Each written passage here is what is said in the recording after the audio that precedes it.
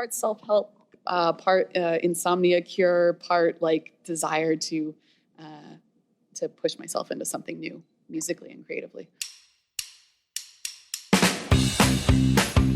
It's time for Backstage Chats with Women in Music, where the stories and voices of female music makers inspire women like you to be dreamers, to be rule breakers, and to unleash your inner rock star. Podcasting from Austin, Texas, the live music capital of the world, here's your host, Thea Wood. Born and raised in San Francisco Bay Area, Holly Bowling started playing piano at just age 5. She captivates audiences with her solo tours, as well as her latest tour with the band Ghostlight in support of their record, Best Kept Secrets. In this episode, you'll hear the unconventional approach Ghostlight took to recording the album, what it was like to play with two of her musical idols, the late-night musical meditations that she has recorded, which I think are her best-kept musical secret, and the most influential woman in her musical career. Visit our show notes page at backstagechats.com/Holly-Bowling for her music, social media links, tour dates, and video clips. Now, let's start the chat. And welcome to another episode of Backstage Chats with Women in Music. I am your host, Thea Wood, and I am podcasting for you live, well, kind of, sort of pre-recorded live from Anton's Nightclub in downtown Austin. And I'm super excited because today we are here with a special guest who is a classically trained pianist. She's probably the biggest fish head I've ever met. I don't know, that could be debated, but I'm pretty sure. And she's currently with the band Ghostlight as their keyboardist/pianist. And we would like to welcome the lovely Miss Holly Bowling. Thank you so much for being here. Thanks for having me on. Oh, we are thrilled. And, and I have to say to the audience before we get into the actual conversation of the questions and whatnot, this all came together very quickly, and it was because of a mutual friend, Karina Reichman. Marina! I actually had an interview with her, or should I say a backstage chat with her, last, was it Friday at the Hogs for the Cause Festival down in New Orleans, and we were talking about camaraderie between women on the road, and your name came up as somebody. She's like, well, I just consider Holly Bowling a friend. I mean, we get along great. I adore Karina. The first time I actually ran into her, I think we were at a festival that we were both on, and we hit it off instantly. And I was like, Marco, where have you been hiding her? Like, have you been keeping her from me? What's the deal here? Exactly. I mean, she's delightful. She's like a ray of sunshine, isn't she? She's great. She's a force to be reckoned with. Oh, I like that. She is.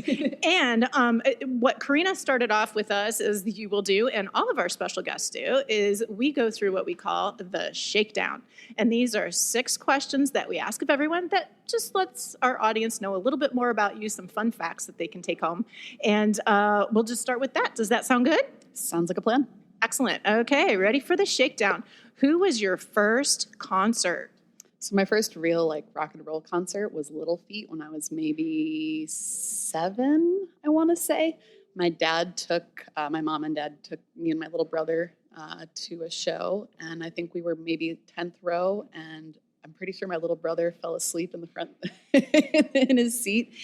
But yeah, I just remember being blown away by the experience. It was not Little Feat full original lineup.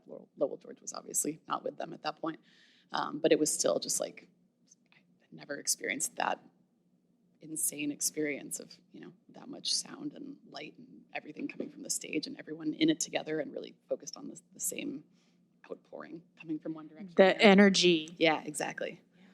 Okay, next question. What was the first album you bought with your own money? So this question scares me because I don't actually remember, which is mildly terrifying for me. I feel like I just lost a piece of my youth or something. But honest to God, I don't remember. I think my parents or brother could probably tell you because I'm sure I tortured them with whatever it was relentlessly. Right. Well, probably, and that's how it goes. But all right, so let's replace it with, do you remember what your first favorite album was? I don't know. Yeah, my musical taste growing up was weird because part of it was mine and my parents' music taste was hip enough that a lot of theirs merged with mine and they were like parallel things for a long time. Like I remember hearing a bunch of stuff coming out of Seattle when I was way too young to have discovered that music, but my dad was listening to stuff. So, he brought me up listening to the Dead and Little Feat and stuff like that. And he's really into like, I don't know, John Hyatt and all kinds of stuff. But he also was listening to a ton of Pearl Jam and stuff like that. And so that's all kind of like woven in there in the beginning. Whether it was his or mine, it's like, all under the same roof, It's a lovely collaboration. Okay, next question. Which artist or band is in heavy rotation on your Spotify or your Deezer or whatever device or app you use to listen to your music? I have been on a huge kick with The National lately. Yeah, just playing their albums into the ground. Fantastic. Easy enough. Which woman has had the most influence on your career? I gotta say my mom. I would not be here without her, and I don't mean the fact that she brought me into this world, but she sat with me every single day when I was a kid learning to play the piano. And I don't know if you have kids or have spent time with a kid learning to play a musical instrument, but it's pretty brutal in the early stages. And I was also a pretty difficult child at times. So, and she just every single day sat with me right next to me while I played and helped me learn the instrument. And she did this from the time I was in kindergarten until I could start taking it on as my own thing. And it's a pretty serious commitment. So I owe her a lot. Well, as I always say, thank you, Mom. Okay, next question in the shakedown. If you could have dinner with any woman, dead or alive, who would it be? So I got to say one that is yet unnamed. I would hope that they are alive currently. Maybe they are dead in the sense that they haven't been born yet. But whoever the first female president ends up being, that's who I would like to sit down with. I feel like women in music have a tough road at times, certainly easier now than it used to be. But man, women in politics, that's a heavy one too. Absolutely. And I would love to join you for that dinner, if that's okay. And the last question, what is one life goal you'd like to accomplish before climbing the golden stairway to heaven? I like that you've assumed that's where I'll end up. Oh, absolutely. So I've always wanted to do this. It's pretty improbable, but I want to play on like a grand piano that's floating on something in a body of water. Oh, I like that. I just have this vision. I think it could be really, really cool. It can be done. We just have to figure it out, right? I mean, it'll wreck the piano, but yeah. I mean, it could be anything from like a summer day on the ocean to like, out. I think someone did this. I think I saw a thing that like a person got to play a piano out in the like ice fields, down by like Antarctica kind of vibe. And that to me just seems incredible. Like if you can play the things around you in a setting like that while on the water, it's just. I love it. I love it. Well, and a unique one. I may not hear that one again. I'm pretty much betting that we'll never hear something like that again. That's a good one. It's a funny thing too, because a lot of instruments are very portable and people can take them around and busk or play outside or whatever they want. The piano's not quite so. Yeah, so that just makes it that much more appealing, Yes, I like it. I like it. So if we're gonna dream big, right? There you go. That's right. So next, we're going to talk a little bit about the bands that you're here with tonight, that you're going to perform with tonight, Ghostlight. Mm-hmm. And y'all just came out with a new album called Best Kept Secrets. Mm-hmm. And I wanted to start off with knowing how you first connected with Tom Hamilton and Raina Mullen. So they used to be in a band together called American Babies, and we were crossing paths at gigs and festivals and stuff, and I sat in with that band a few times, and we just really hit it off musically. And yeah, that was kind of the beginning of it, and as that band kind of started to wind down, Tom hit me up and was like, would you want to play? Should we do something? And I was super into the idea. Every time we played together, it had been a pretty immediate connection. So, and so then when we fast forward a little bit and look at Best Kept Secrets, I know that the inception of it was very unconventional. acid was involved, and there were multiple sessions that happened with Tom and Raina, and then the rest of the band came in and started collaborating. What else? And also for the recording, it happened, I believe, in a factory, and it just sounds very unconventional. How did all of this work for you, and did you feel like you needed to adapt, or what was surprising? I mean, the most unconventional thing about the whole process, I think, is that so the band doesn't all live in Philadelphia. At the time, let's see, Tom and Raina and Scott, our drummer, were living in Philadelphia, and our bassist at the time, Steve, was in LA, and I was in San Francisco. So the songwriting sessions you mentioned with Tom and Raina, that was their thing, and Scott would come over sometimes, and they would workshop stuff. But the first time that all 5 of us were together in the same room as a band, actually playing music together, was the recording sessions. And it's not like it's a old factory that we just brought a bunch of mics in there. It's a recording studio that's that's the history of the building. But we all walked into the studio together and sat up in a circle and just started rolling tape from the beginning. So we were, learning the material. We were learning each other as musicians. We were probing into all of these things and figuring out what the shape of this thing was going to be while everything was being recorded. And those sessions are what became this album. So it's a very inverse way of how a lot of things happen, right? Like usually you form the band, you go out, you play a bunch of gigs, you put together a record, and this was completely different. We captured the very beginning seeds of this band. And what do you feel, was there an advantage to that? Was there something that you felt that it brought to the table that other people don't have or haven't had? I mean, I think the most interesting thing for me about it is that the songs as they are captured on the record and the songs as we convey them live and what that whole experience is are very different things, and we made the record before we took the songs out live and kind of saw what kind of animal is this going to grow into, Mm-hmm. So it's cool to me that they're a little bit more separate from each other than they might have been if we had taken all the tunes out on the road first and then brought them into the studio to record. Just recently, you spoke of bass player Steve Lyons. He just recently left the band, and he was replaced by Dan Africano. Mm-hmm. And suddenly there's an adjustment that needs to be made. And how do you do that? How does a band make an adjustment like that? Well, thankfully, it didn't happen in the middle of tour. This is something that happened during the months that we had off in between our last show and when the album release happened and the tour supporting it began. The thing that makes it the easiest is that Dan is an absolute beast and a fantastic human being and was able to learn an insane amount of material in a very quick period of time. Also, the way that Ghostlight plays, we don't sit down and make a set list for the night that's each song in order and then play the song and finish the song and then move on to the next one. We work from a call sheet, and we also tend to start a song and then we'll finish it later in the show, or we'll tease the theme of a song but never go into it. And so it's this, collage that's constantly shifting, and there's a ton of on-the-spot decisions, and audibles being called constantly. So to walk into that sort of gig on your first day, it takes a very special kind of musician, and Dan has been absolutely crushing it. So we're super excited about that.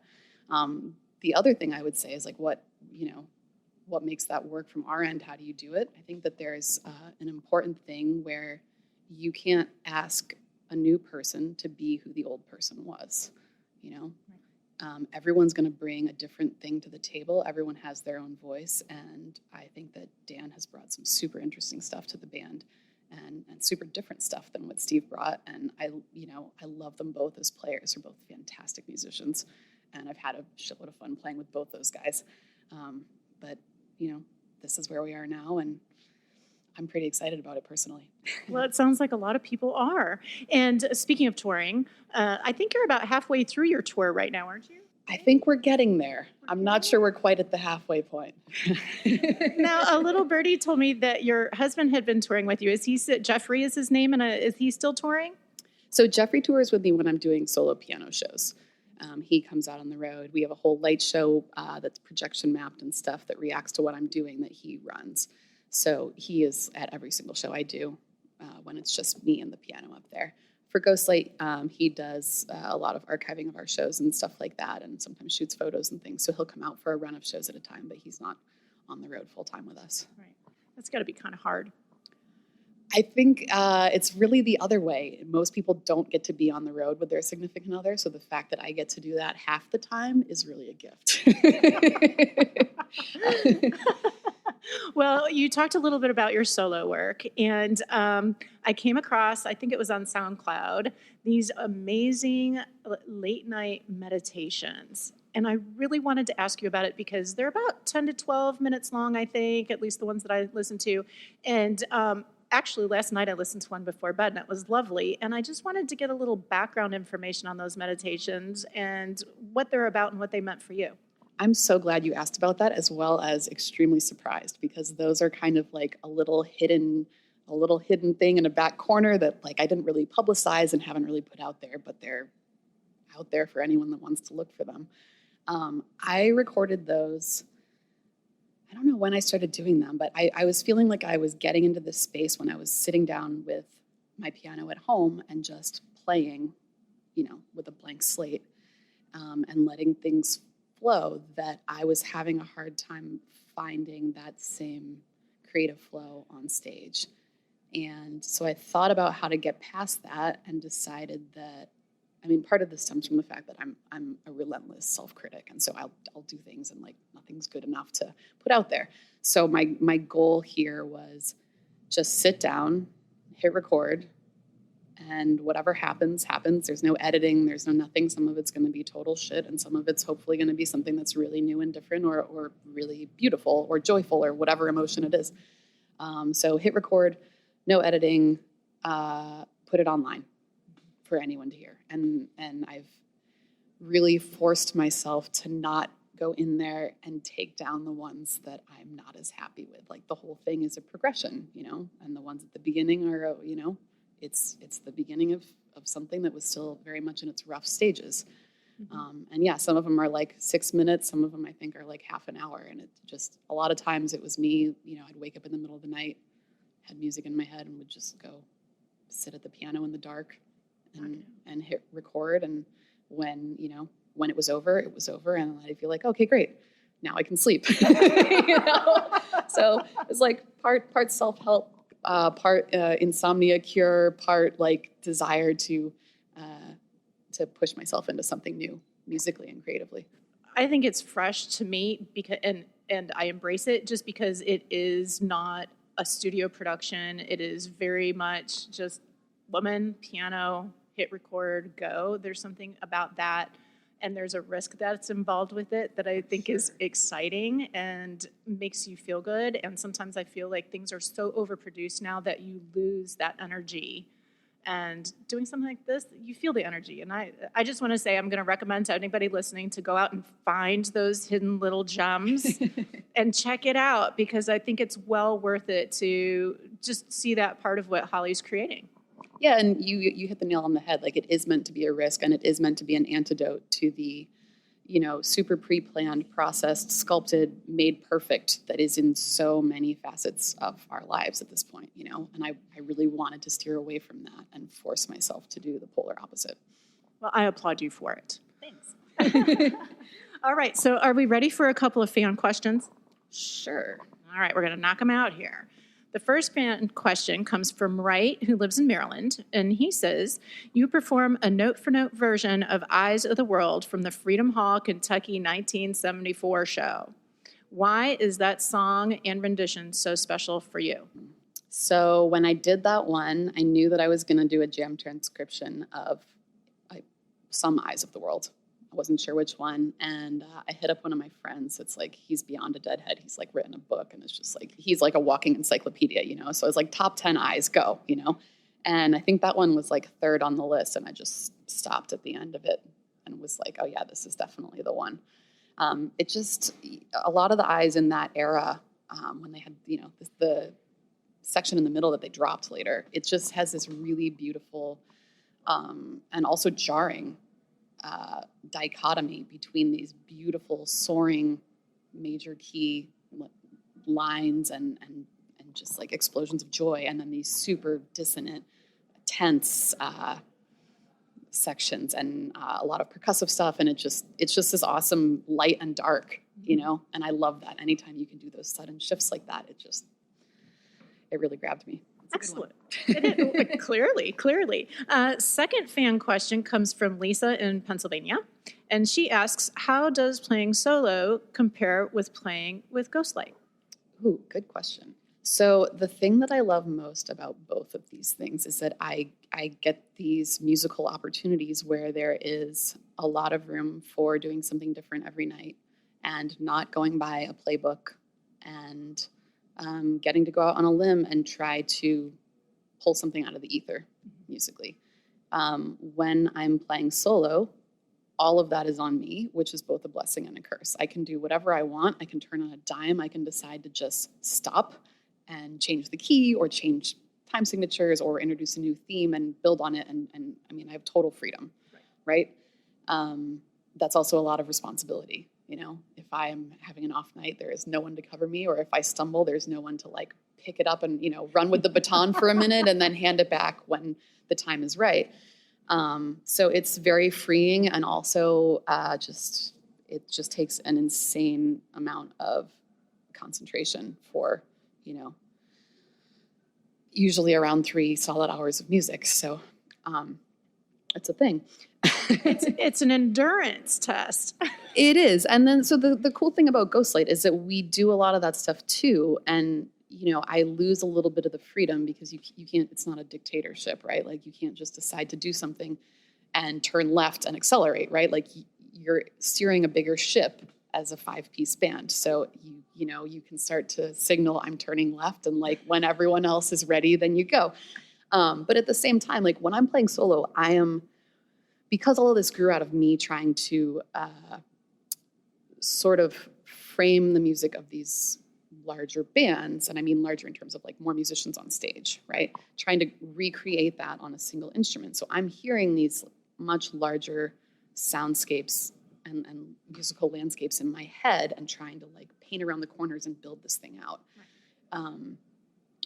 And you know, that's a lot to do on a piano. Ghostlight, we get to actually do that together, right? Like you can throw out an idea and all of a sudden there's 4 other musicians backing you up and like throwing fuel on the fire, which is just really cool. You know, when that clicks and everyone is together on the same idea, it's just a bigger, it's a bigger roller coaster ride, you know?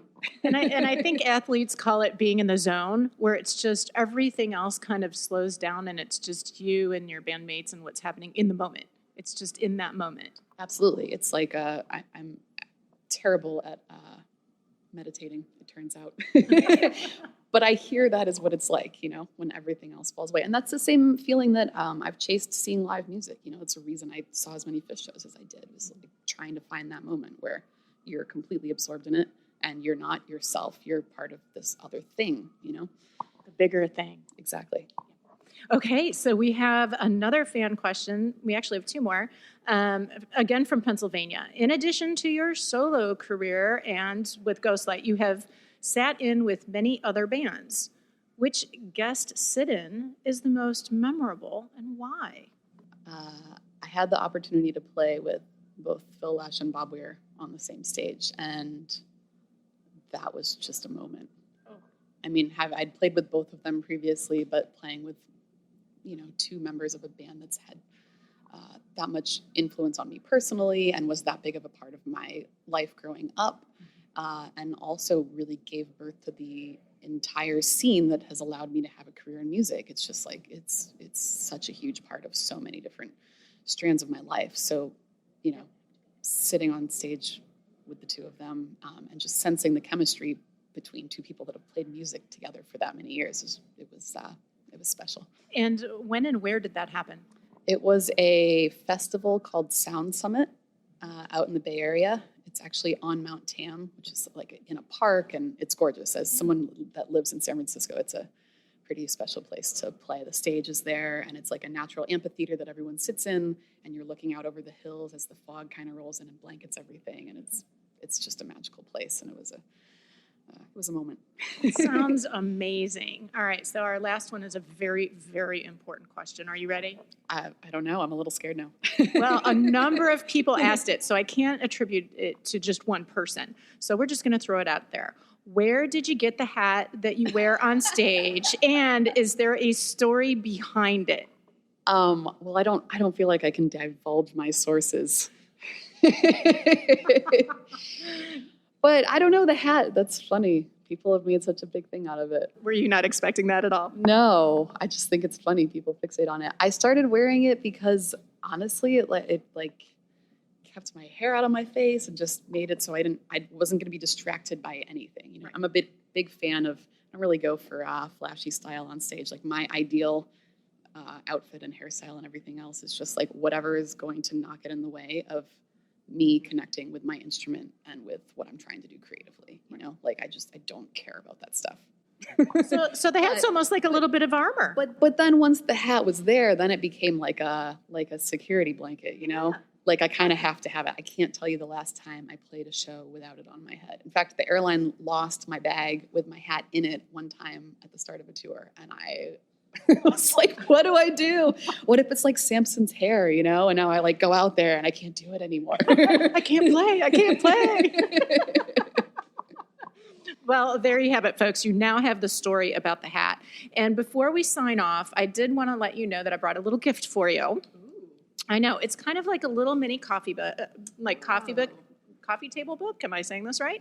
Seduced by Sound. And it's a pictorial storybook about the different artists from Austin, Texas, the live music capital of the world. And so you get to learn a little bit about them and take it on the road and have something to read. Super cool. This is great because tonight is actually my first time ever playing in Austin or even being here. So I appreciate the introduction. Wonderful. Well, you're welcome. And everybody, thank you so much for joining us today. I'm here again with Holly Bowling, and she's performing tonight with Ghostlight here in Austin, Texas. We're hanging out at Antone's, the home of the blues, and we'll look forward to seeing you next time on Backstage Chats with Women in Music. And remember, we interview these ladies and chat with these ladies because they remind us to be dreamers, to be rule breakers, and that we are all rock stars. Hit the subscribe button and never miss an episode of Backstage Chats with Women in Music. This podcast is a production of the Backstage Chats Foundation, a non-profit that is on a mission to eliminate gender disparity in the music industry by amplifying the voices and careers of women in music. You can make a difference by donating to the cause. Visit backstagechats.com and click the donate button today. This episode was produced by Allison Holly.